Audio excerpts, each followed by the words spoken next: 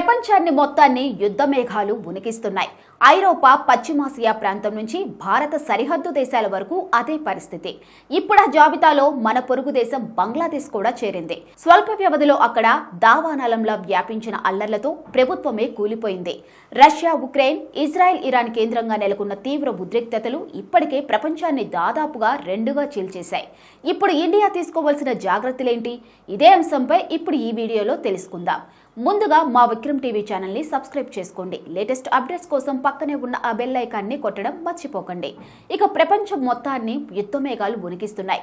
దేశాలకు దేశాల మధ్య, దేశాల్లోని అంతర్గతంగా రేకిన ఘర్షణలు కంటి మీద కునుకు లేకుండా చేస్తున్నాయి. ప్రాంతాలకు అతీతంగా ఎక్కడ చూసినా అంతుదరి లేని అంతర్యుద్ధాలు, కీలక దేశాల మధ్య రగిలిన పోరాటాలు రావణ కాష్టాల్లా రగులుతూనే ఉన్నాయి. ఐరోపా, పశ్చిమాసియా ప్రాంతం నుంచి భారత సరిహద్దు దేశాల వరకు అదే పరిస్థితి. ఇప్పుడు ఆ జాబితాలో మన పొరుగు దేశం బంగ్లాదేశ్ కూడా చేరింది. స్వల్ప వ్యవధిలో అక్కడ దావనాలంలా వ్యాపించిన అల్లర్లతో ప్రభుత్వమే కూలిపోయింది.